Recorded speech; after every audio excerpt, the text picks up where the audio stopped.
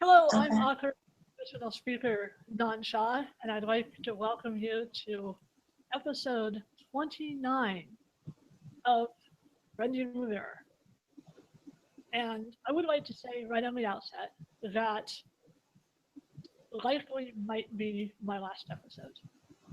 And the reasons are many, but it includes time and energy. So, first of all, I'd just like to say thank you, everybody who has been watching. And of course, there will always be archives on YouTube under Facing Up to It, and you can find them on my website at facinguptoit.com/webinar. But I need to get to what's important today, and what's important today is that I do have one more guest. The title of today's episode is Wisdom on Wheels, and I'm very, very pleased to have Shameka Andrews with me today. Shameka Andrews is the wellness coordinator for the Independent Living Center of the Hudson Valley, working with healthcare facilities and community organizations to improve access to healthcare and wellness programs for people with disability. Worked with the Capital District Center for Independence for 2 years, helping people with disabilities apply for benefits. And she worked 8 years for the Self Advocacy Association of New York State, providing disability awareness training to New York State government, community organizations, and schools.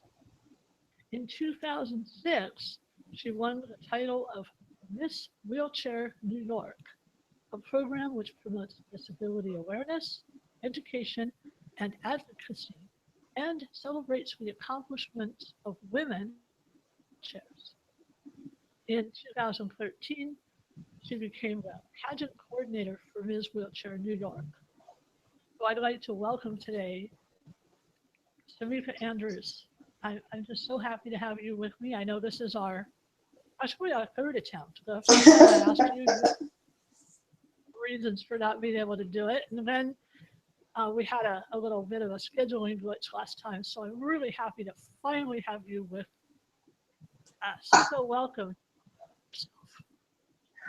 Well, I'm very glad to be here, and I'm glad, as they say, three times a charm, I guess, for us.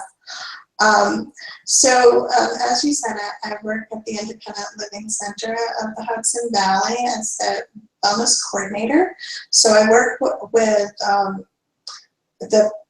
my job is to get individuals with disabilities more involved in health and wellness. So besides working with agencies, I work with individuals as well.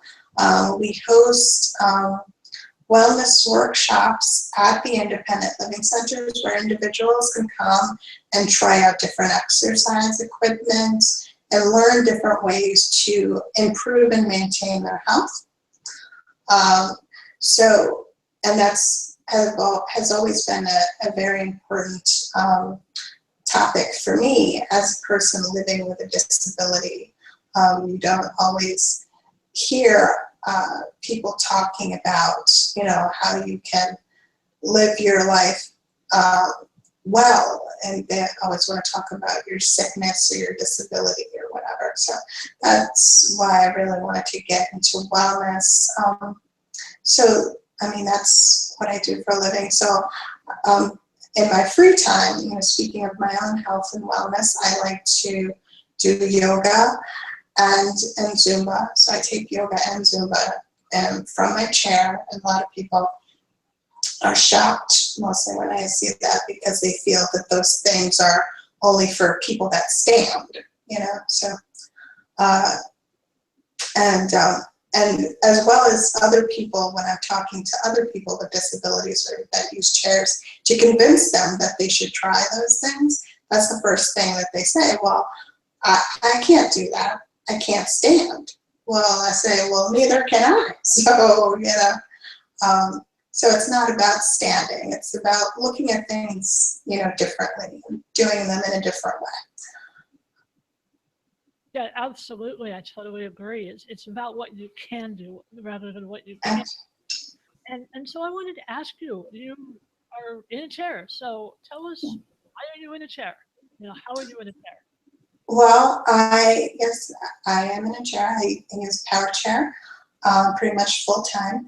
I was born what's called Spina Bifida, and actually, it's interesting that we're doing this in October, because October is Spina Bifida Awareness Month.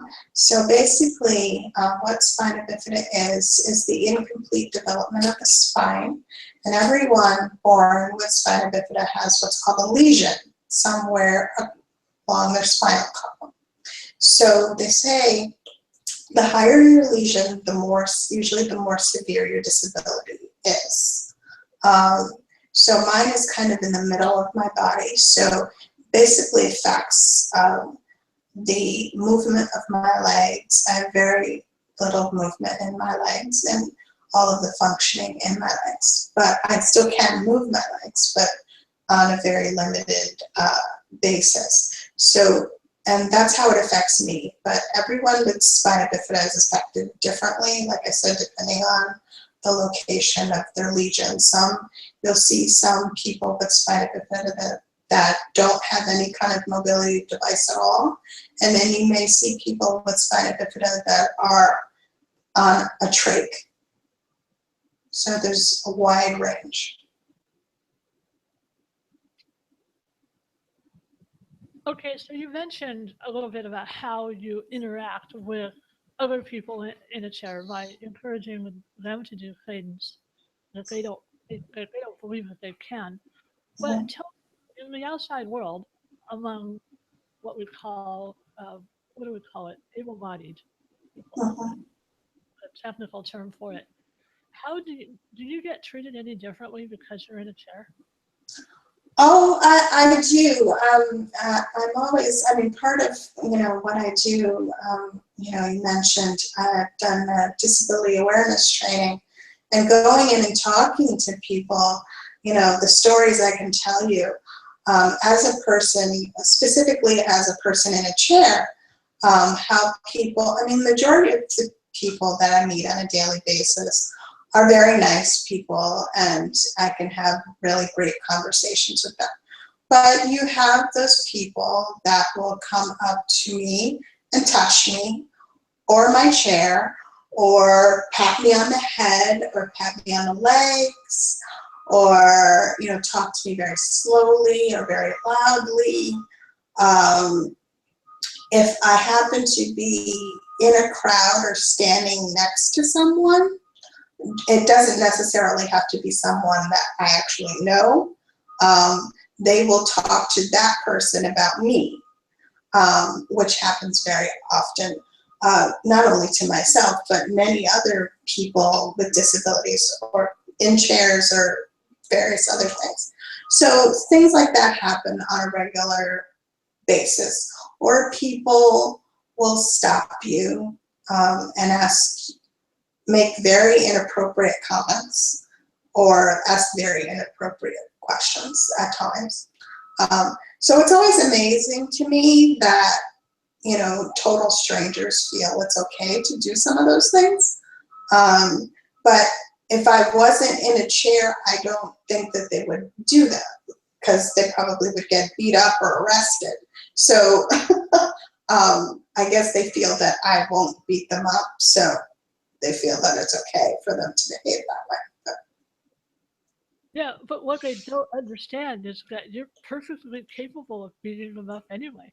Right, exactly. If I really wanted to, So I, I'm always amazed, by people's reaction, because I do spend a lot of time out and about, and just people's reactions and how they interact with me, or the things that they say.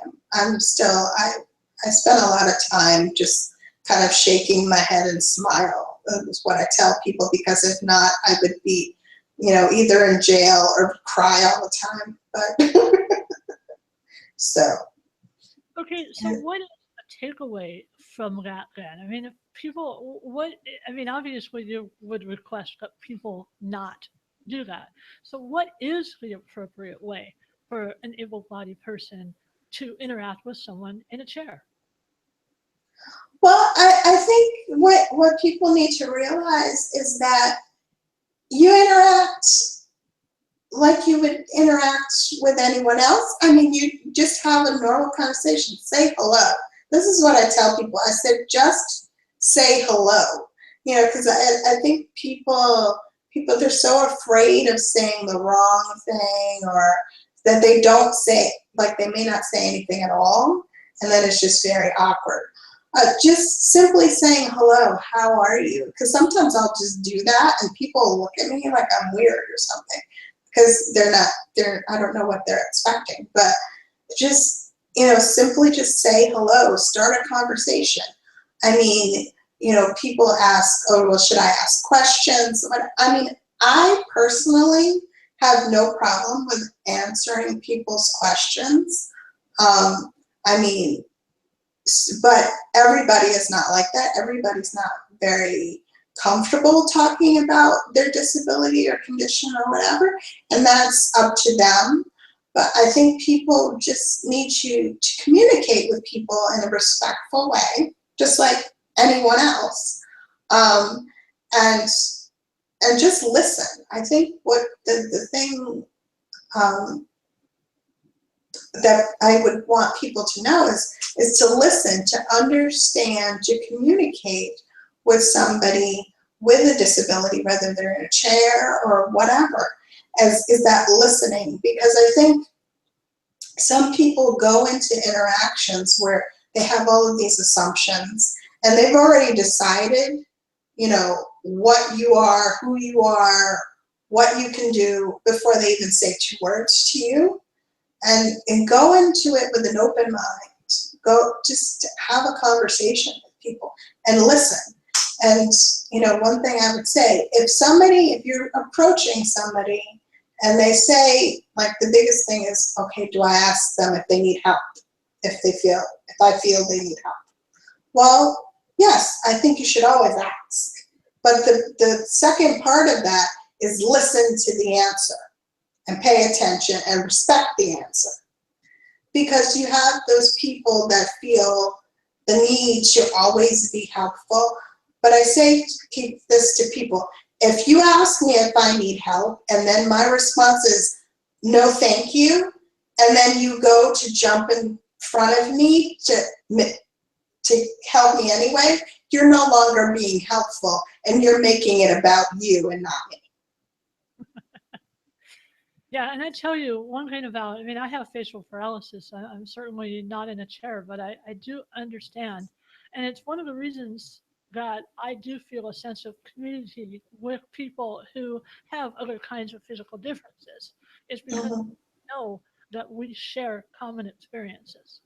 So, Mhm. for example, yeah, I had to laugh when you were talking about the way people interact. They just, it's like they don't know what to say, so they try to pretend you don't exist. Right, So it's, right, but I right. mean, it's It's, kind of like anybody else. I mean, if you don't have a reason to talk to somebody, there's really no point in, going out of your way. right, and that's the other thing. Don't go out of your way to make a big deal about it. And I think that's the other thing that people try to do, is that they try to make their interactions with you all about the fact that you have this difference, instead of just interacting. Just say hello. It's not all about, you know, like, I'll have people like that won't like simply say hello to me, or what's your name, or how's your day, and they'll simply just start a conversation with, is there a cure? And it's like, I don't even realize half the time that they're talking to me, because there's other people in the room, and it's like, what are you talking about? Like, you know, like, how do you start a conversation that way? It's like, how about hello, how are you? What's your name? Uh, you know, and like, somebody said that to me the other day, and I looked at them like, are you talking to me? Like, is there a cure for what? And, you know, and I think they think about it more than we actually do. I mean, this is my life. I don't go around. I mean, yes, I talk about my disability, but that's not the only thing about my life. I talk about Zumba. I talk about the movies. So it's not the end all be all. So it doesn't need to be the central focus of everything. You can just have a normal conversation without necessarily speaking about that. Well, and also, I mean, come on, get real. If there was a cure, don't you think that maybe you might have, taken it? Exactly. If there was, when there is, I'll let you know. But that question always cracks me up. But it's like, people will start a conversation off of that before they simply just say hello. Just say hello. Yeah, and I was thinking about the personal space issue. I mean, people think it's okay to just touch. I mean, of course, it's like if you accidentally bump into somebody in a crowd, you might Right. somebody's chair, you would react the same way bumping into somebody's chair that you would if you accidentally elbowed somebody. You just say, "Oh, excuse me." I mean, it's like it's part of them, so you treat it as part of them. Yes, and it's always amazing to me. I go to spend a lot of time at events and meetings, and it's amazing to me. You have people, again, they're not interacting with me. I'll be standing in a crowded room, and all of a sudden I'll feel somebody's weight against me because they don't realize how that feels, that you're pressing up against my chair, or they'll be just leaning up against it, or their elbow is on it, and it feels like, somebody's elbow is on my shoulder, because I can feel it in my body. And one time I had this woman, we were watching this presentation, and there were no chairs, so everybody was standing up. And all of a sudden I felt like somebody was like literally like leaning on top of me. I turn around and she has her elbows on the back of my chair. And I looked at her and I said, "Can I get you a chair?" And she's like, I can't stand up straight." And I looked at her and I said, "Well, neither can I. Can I get you a chair?" So it's like, and I've had people like prop their legs up against my chair, in meetings. Like, it's like, why are you doing this? It's like there is actual person in this chair. It's not just a chair that you can lean on or whatever, So it's like, it's amazing to me, just like some people, I don't know what they think, but. Yeah, people just need to think of it. I mean, would you walk up to somebody in a room, or would you, if you were standing next to somebody in a room and you were tired, would you reach out and lean against them? I mean, it's Right, exactly. Yeah, it's the same thing, right? Because you wouldn't do that to somebody. You're walking down the street, and somebody's walking next to you and say, "Oh, I'm tired. I'm just gonna put my head on your shoulder." It's like they'll look at you like you're nuts. Okay, so let's move on. It's related. We've talked about people and interacting with people. Now, what about accessibility? What Okay. does accessibility mean to someone with a physical disability? Well, accessibility it's one of those hard things. I mean, what's accessible to me may not necessarily be accessible to somebody else. I mean, but for me, it's always an issue when you're talking with business owners or things like that, because they'll say things like, if you ask them if their facility is accessible, they'll say things like, "Well, yeah, sort of." And you're like, "Well, what exactly does that mean?" So you have to like go into like this thing, like they'll say, "Okay, well, we only have one step." And it's like, "Well, I'm in a power chair, so one step is a hindrance to me." I can't do one step. I can't do steps, no steps. So it's like thinking about those things, or thinking about, okay, we spend a lot of time talking about bathrooms, like they'll make the entrance accessible or wide enough, and then the bathroom is not accessible, or they'll put grab bars in the bathroom and think that that's all the accessibility that's accessible. Well, if I can't get in the door, the grab bars that are beyond the door are not going to help me. You know, as somebody, I went to a hotel one time, and you know, I had talked to this guy probably for like an hour about my accessibility needs and things like that. And I got to this place in this hotel, and I looked at and I'm like, the room was like so small, and the bed was like up against the door, and I looked at the guy and I said, what makes this room accessible? And he's like, oh, well, there's grab bars in the bathroom. And I'm like, well, that's not helpful. I didn't say that's not helpful. I said something else with some choice words, but I won't say them on air. But so, you know, for me, like I said, you know, you have to think about, you know, not only the entrance into the building, but also what does the bathroom look like? What does the stall into the bathroom look like? Because you also see bathrooms, you know, front doors of bathrooms that might have, you know, now things, you see places that have the push buttons. And, you know, everybody is like push button happy, it seems like around here. But you go beyond the door with the push button and everything else is not accessible. So, you know, thinking about, you know, if you're thinking about the bathroom, making sure not only you have a push button, but I can use the stall.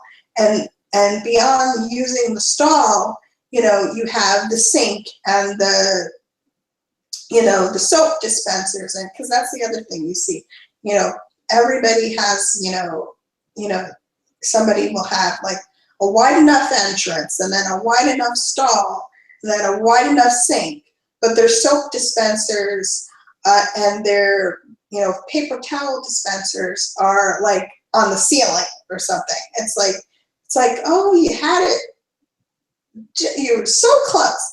And the two things that are like the easiest things to fix is where you messed up at. So, I mean, so those are the kinds of things that I look for as far as my needs are concerned.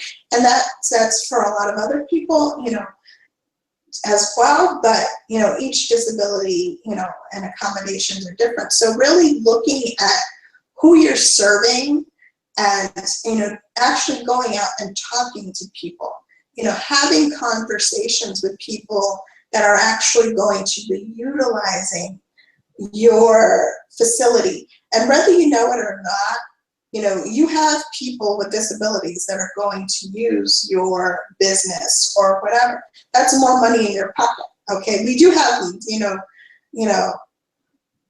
despite, you know, what people may think, people with disabilities do have money. And we like to spend that money, and we want to spend that money in our communities.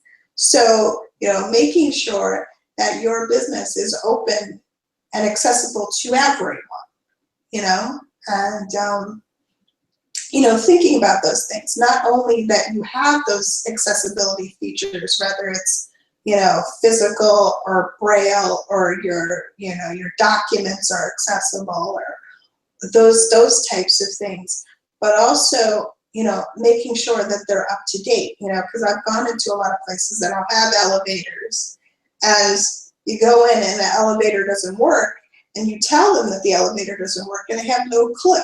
So, you know, you have to, you know, make sure that those things are working. If, you know, just like the, you know, the automatic doors, you have the automatic door, but making sure that it's working.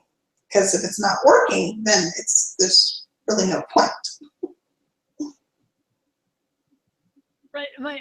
My next question was going to be, you know, how do accessibility problems get solved?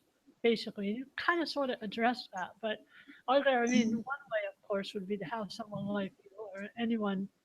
Is there some kind of service where a business can literally bring in someone in a wheelchair or whatever and go through everything and figure out what they need to do?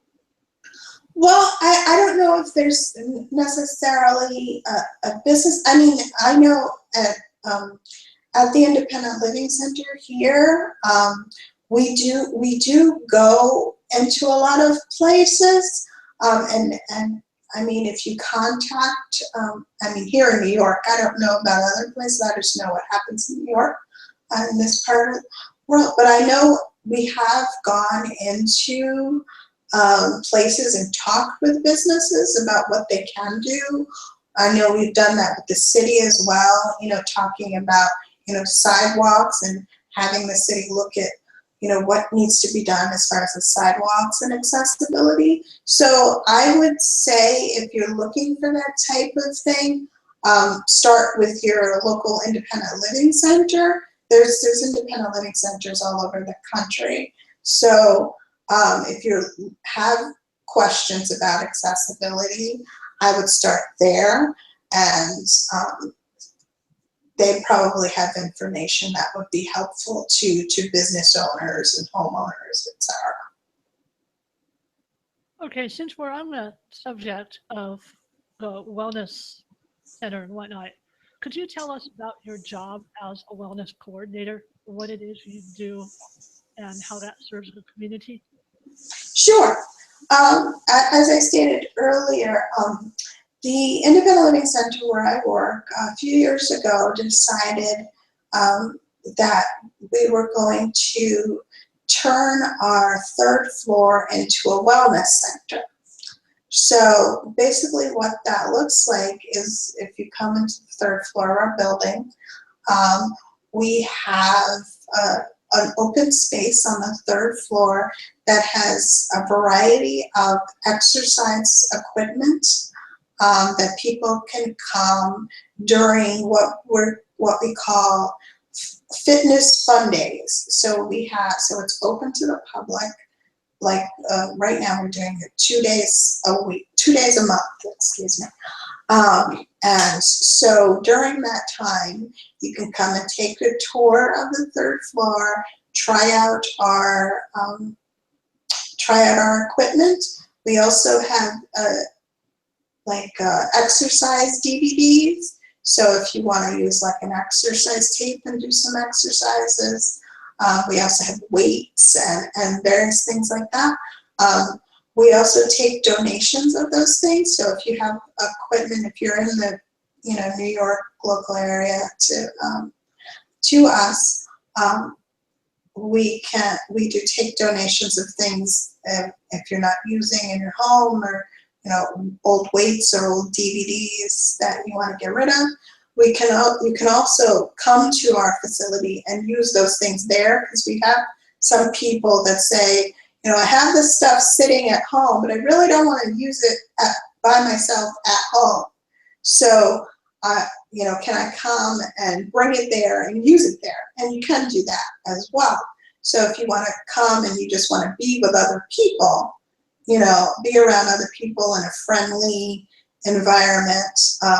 Everybody that comes to the majority of the people, I should say, that come use our facility do have a variety of disabilities, but you don't necessarily have to have a disability in order to use it.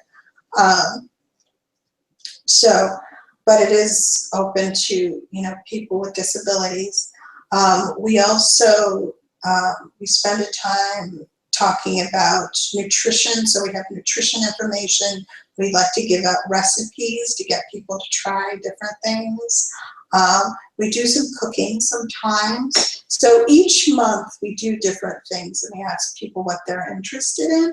So we have stuff there at the center, and we also go into the community and talk with groups as well about health and wellness. And speaking of accessibility, one of the things that we did was work with mammography centers about accessibility. So we went to all of the mammography centers in the area and looked at all of them and worked with them and said, okay, this is how you can make your facility more accessible. So we did, accessibility assessments. So we do that as well.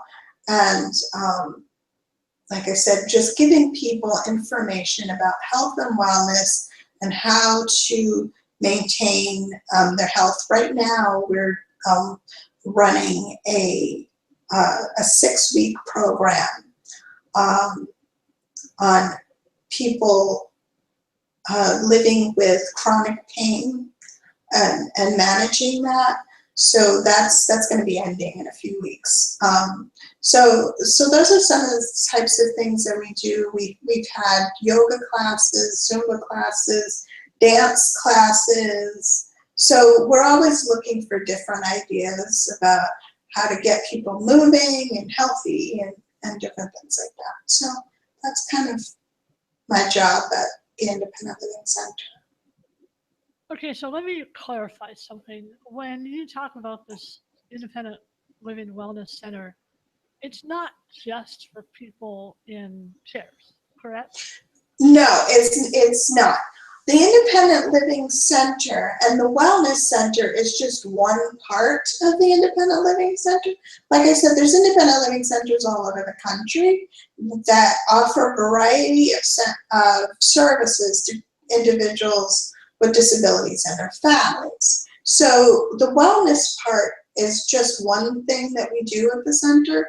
We have peer advocates that help people that need help with benefits or Medicaid or health insurance.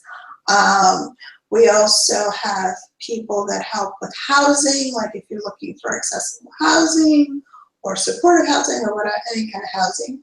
We have people that help with employment and helping people fill out applications, or if you need help, we'll pretty much help you fill out like whatever kind of application, job applications, Medicaid application, telephone application, whatever, things like that. So we offer a variety of services. Like I said, my particular job is in the health and wellness area. I mean, we also do a lot of information and referral. So sometimes people call us and they are looking for a service that we don't actually offer, but we have a list of other community organizations. So if you call us and we don't offer what you're looking for, we probably know who does. So we will refer you to that organization or that individual. So we offer a variety of services for people with a variety of disabilities, not just specifically people in chairs. Do you have to have some kind of legal certification that you are, legally disabled? Or is it just somebody who might be having trouble getting around? Or someone who... We do have depending on what you're looking for, you may have to, fill out an intake form, which is some simple questions, but we'll, like I said, we'll talk to anybody really that will call us up. And I mean, you don't necessarily need to be looking for housing or whatever. If you're just trying to figure out, something, I don't know, who can help you get dressed in the morning, or that's the other thing that we have is we have a program called Consumer Directed that hires individuals to go into people's houses to help them as well. So, like I said, I mean, if you just have a question, and you want to call us up that's disability related, or you have a relative that is dealing with some different things and you want to support them or try to figure out how to support them, we could probably answer those types of questions, or know somebody that can. So, we get a wide variety of calls on a daily basis. I mean, we don't, turn people away if it's something that we can do something about. And most of the time we can. Yeah, I was going to say, basically, just point them in the right direction, even if it's not. Right, exactly. Like I said, if it's not something that we do, we will let you know that. And we probably know somebody that can help you. You know, but if we don't, we will let you know that. So it all just starts with a phone call. Okay, so I'm going to radically change subjects now, and because I want to Okay. ask you about Ms. Wheelchair New York. For Okay. example, how did you get to a point where you even decided to compete for that title? Well, I became involved originally with the Miss Wheelchair America organization in 2005 as a volunteer for the Nationals was here. Our national program, Miss Wheelchair America, was in Albany, which is where I'm from, in 2005. So I volunteered in the hospitality suite, helping out the ladies for that week. So that's how I first got involved, with just being a volunteer for that event. And then after that time, had some conversations with the coordinator, who was the coordinator at that time, about possibly competing. At the time, public speaking wasn't really something that I thought I would get into. I mean, I had taken some public speaking in courses in school. It wasn't really my thing, so I didn't really think it was something that I really wanted to get into, but with some convincing, I decided to compete right after that. And then the first time I competed, I came in third.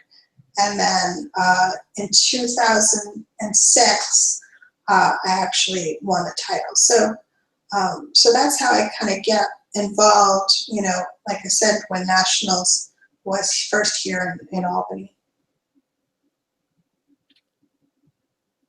Okay, now when you actually decided to compete and for Ms. Wheelchair New York, Mm-hmm. what did you do to prepare for that? How is that different, and how is it like what we know about traditional beauty pageants?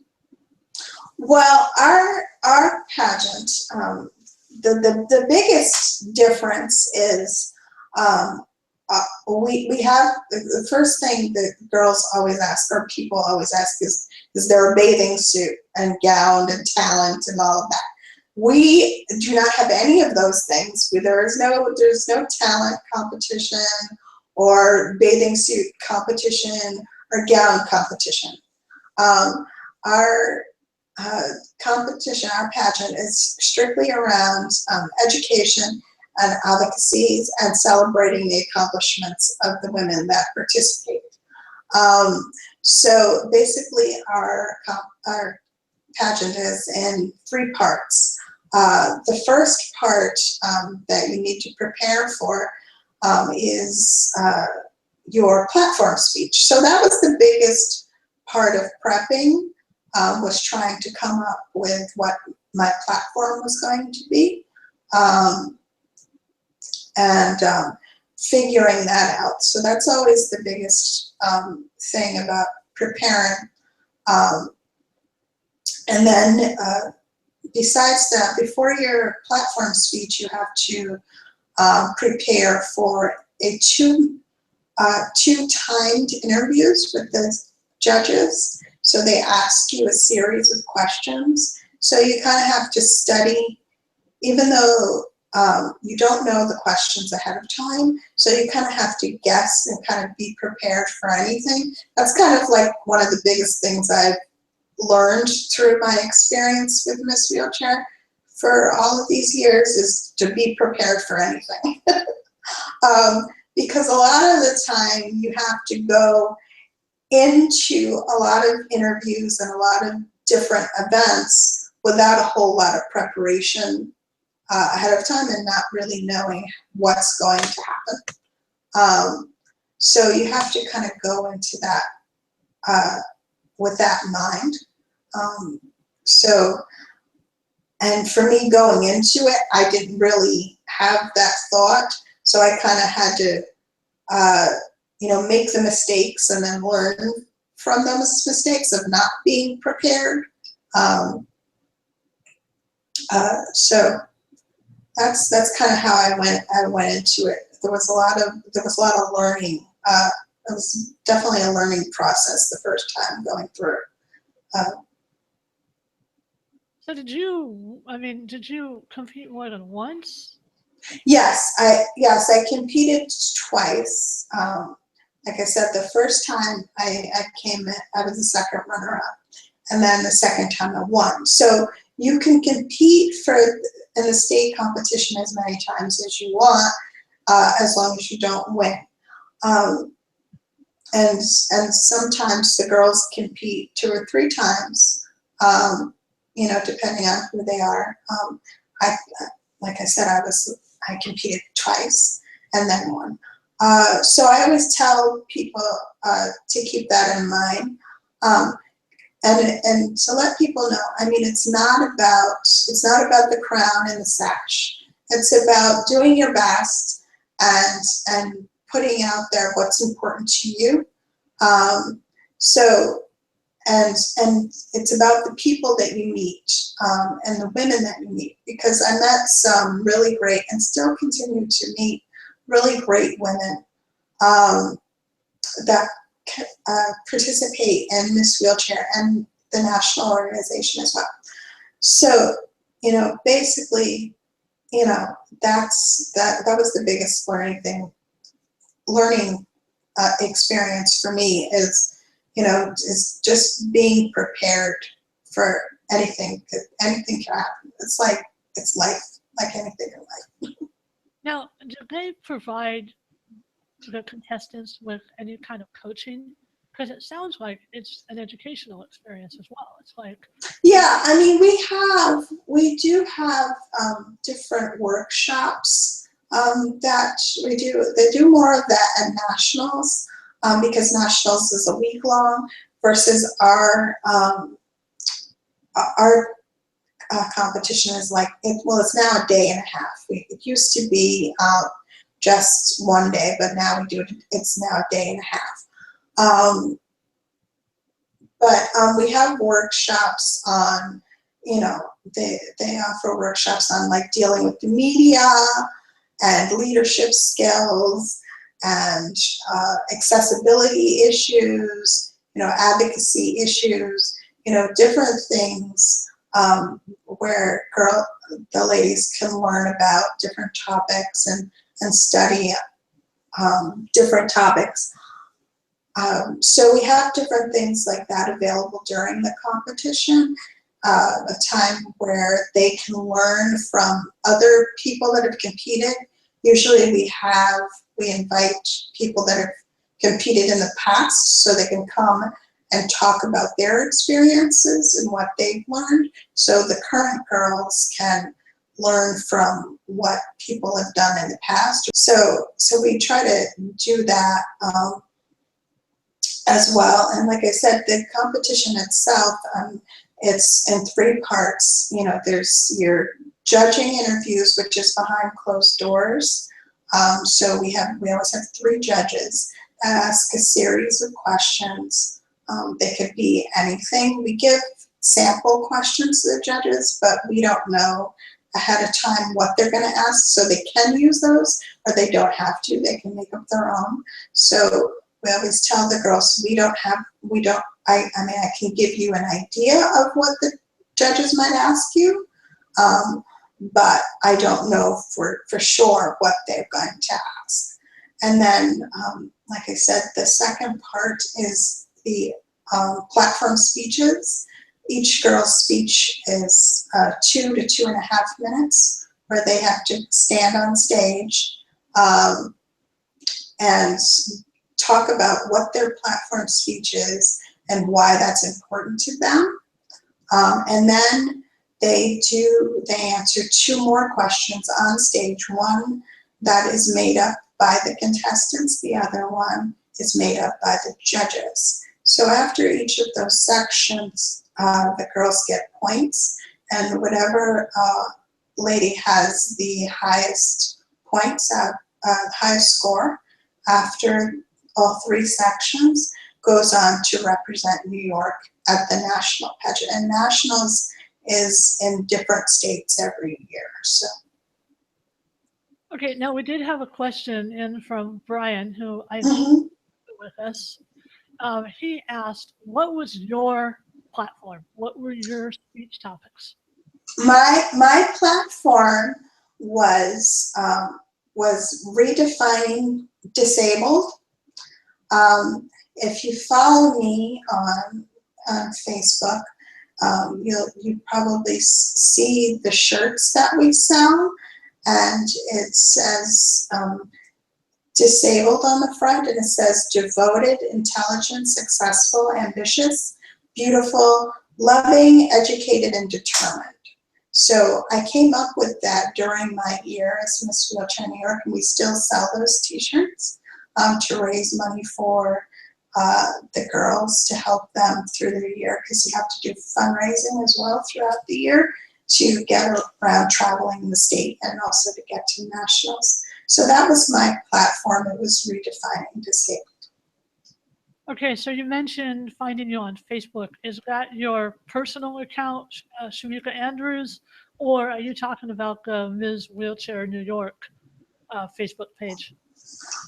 Well, people can find me at both. I run the Miss Wheelchair New York Facebook page, so you can contact me through there, or you can contact me through my personal page, which is just Shameka Andrews. I also have a third Facebook page, which is called Disability Empowered Worldwide, which is just a place where we share stories of people with disabilities from around the world, and people can share their own stories there. I've set that up because I like sharing stories of people with disabilities and the things that they're accomplishing, which I'm also going to turn that into a book at some point, but I know we're going to talk about that a little later. So. Yes, but actually, since we're kind of getting a little short on time, that would probably be a good thing to do, is go more towards some of the projects that you personally are working on. Mm-hmm. For example, tell us about your books. I know that you've got the children's book that's basically ready to go, right? Yes, my children's book is called Butterfly on Wheels, and that should be coming out early next year, either January or February of next year.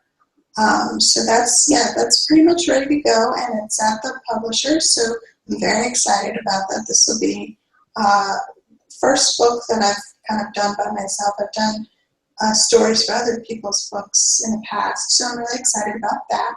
And as I said about sharing other people's stories, I'm working on a book series called Wisdom on Wheels. That's kind of where the title of this show came from.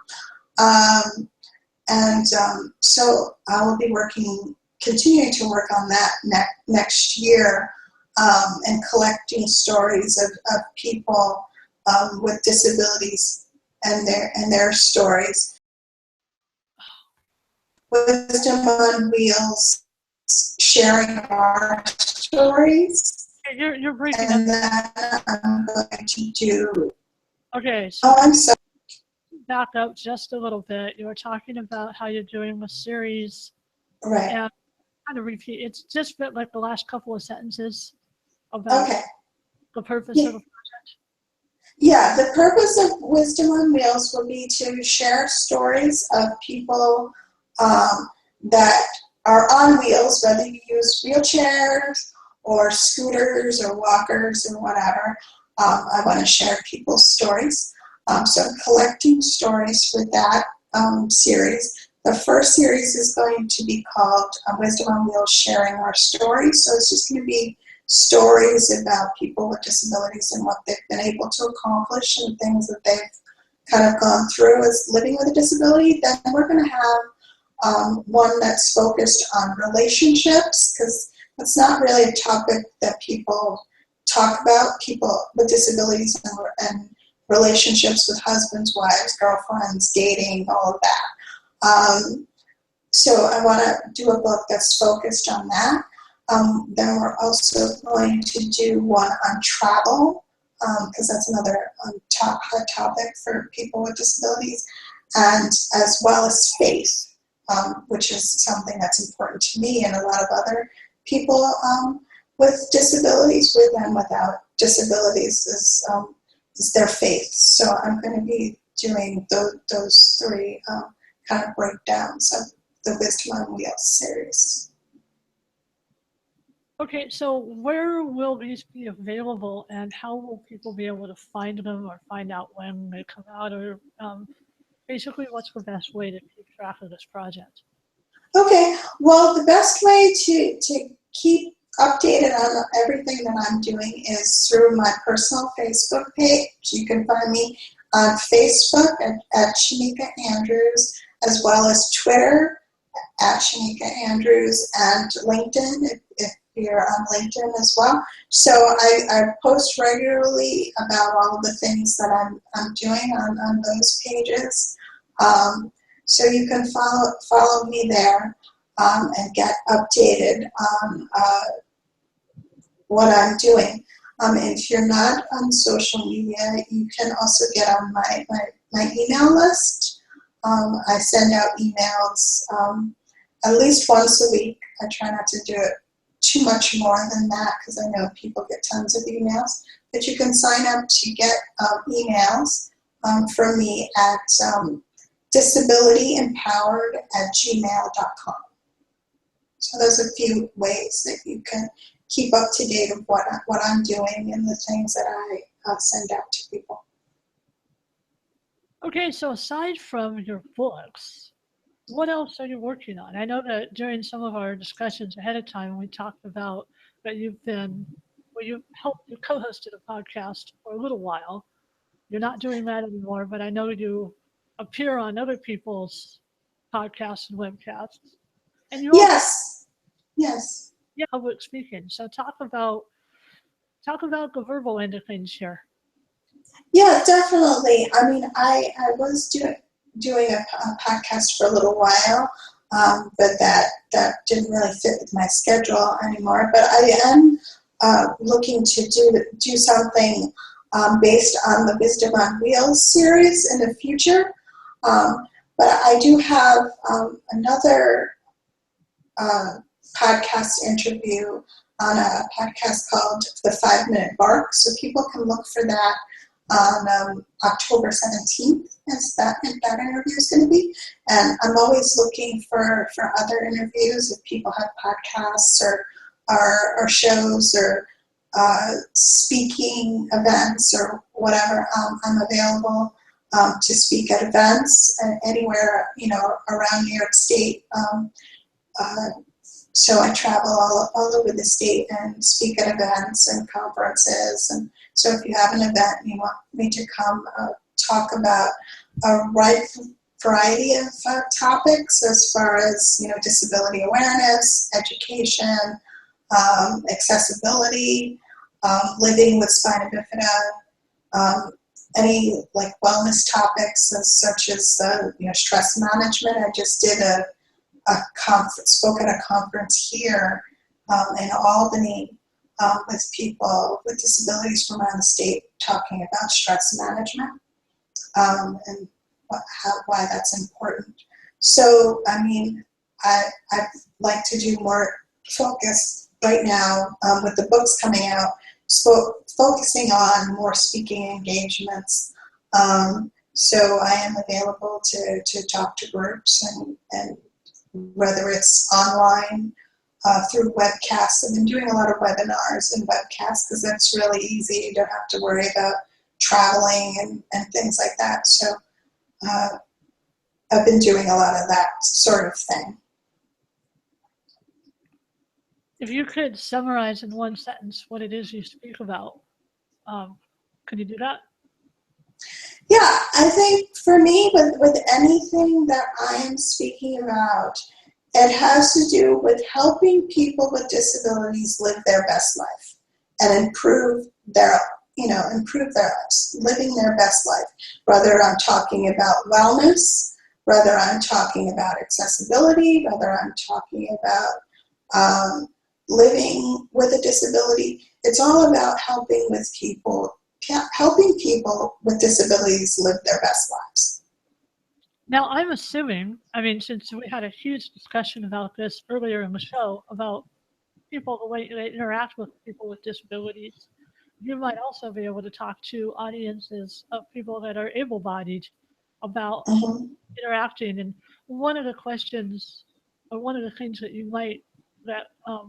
that would be important is, how can people who are able-bodied be more inclusive for people that are with disabilities? Yes, that's definitely one of the topics that I touch on. We're working with the city right now on hosting events that are accessible to everyone. So that is definitely a topic that I can come and talk to groups about, and making your events accessible. What do you look for? What do you need to keep in mind? Again, as I said earlier, that's different for everyone. But what's important is having those conversations and communicating with the people, in your community, whether it's me or whether it's other people with disabilities that are in your community, having those conversations to make sure that your events and your businesses are accessible to everyone. Because then that not only helps your community and helps people with disabilities, that helps you, and that's more money in your pocket, because we have money that we want to spend just like everyone else. Yeah, because people do work, they do have jobs, and hallelujah for that. So anyway, we are getting to the point where we kind of need to wrap things up, and I just want to say, first of all, thank you so much for being on with me, because it's been wonderful. And I'm not quite sure, we had a few technical glitches, and to be honest, I'm not quite sure what the final product's going to look like. I'm going to try to do a little editing, and to be honest, I'm not even sure how I'm going to close that, or how I'm going to be able to get off the broadcast, because I don't have some of the normal buttons I usually have. But anyway, still, my sincerest gratitude for taking the time to come on, and hopefully this will actually have recorded and be out there on the internet for other people to watch. I do have a final question, though. It's one I'm going to ask all my guests. If you had one action item, something that you could convey to people who might not be in the same position that you are in terms of independence, mobility, the confidence that you obviously have, what would you say to them to kind of help them? And what change could they start making today to help give them a better life in the future? There's so many things, but I would just say, take it one day at a time.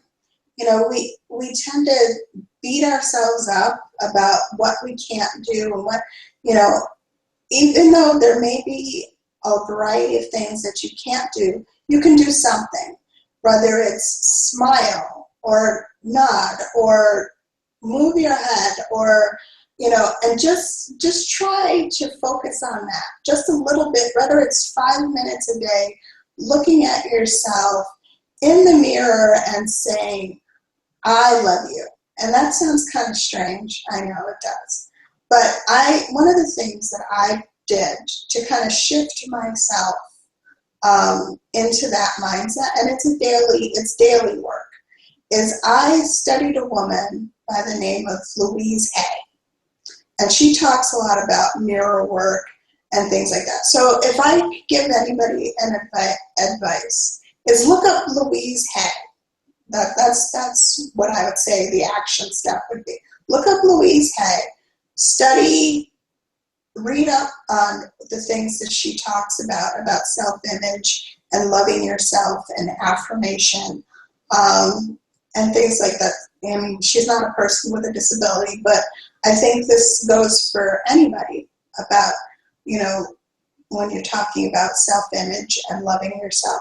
So that's what I try to do a little bit each day, is look at myself in the mirror and think about the things that I love about myself and the things that I have been able to accomplish, whether it's a little thing or, you know, it's something as simple as lifting my foot up 2 inches. Or, I mean, it doesn't have to be, you know, I won the Nobel Peace Prize. You know, just something simple, to focus on the simple things and celebrate yourself more. I know you asked for 1, but I said probably like 3 or 5 at this point. But you know, just you know, think about just taking it one day at a time, thinking about the things that you can do, and celebrating those things. Okay, I have one last bit of that. You mentioned Louise Haig or Hag. Could you spell her last name? Because I have. Yeah. Yes. Louise Hay, it's spelled Louise, and her last name is Hay, like you feed horses hay. It's Hay. So if you look her up, like I said, I read a lot of her books, and she talks a lot about affirmation and positive thinking and things like that. So, I mean, she's one of the people that I love to read about and follow, because it kind of helps me when I'm having those bad days, or those woe is me days, or whatever kind of the day. So that's how you spell my name, Hay. Okay, great. Yeah, I just wasn't sure I was understanding you, so I wanted to make sure we got that out there, because it sounds a really valuable tool. And Yeah. I definitely agree. We all have our good days and our bad days, for sure. Yeah, definitely. You know, one of the things I heard, I was listening to somebody before I came on with you, and she said, life is like a seesaw. There's always going to be ups and downs. So just keep that in mind. Well, with that, I'm going to say thank you again. I'm also going to say thank you for everyone who's come on to view this episodes, whether it's live or after the fact.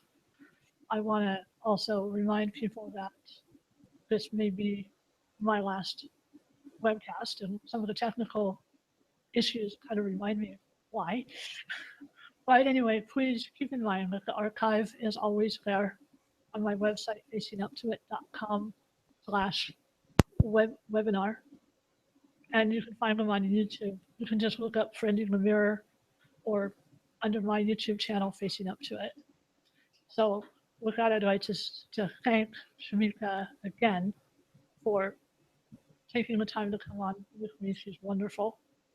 I also would like to remind people, and I think Shameka said this as well, in not so many words, but always remember, it's very important to be kind to other people, but don't forget that you also need to be kind to yourself. And it's not showing me. I love it when it does that. Technology, I just love it. All right, here we go again. And again, thank you very much for coming on with me. We are love, we are one. We are how we treat each other when the day is done. We are peace, we are war. We are how we treat each other, nothing more. We are how we treat each other, nothing more. We are how we treat each other.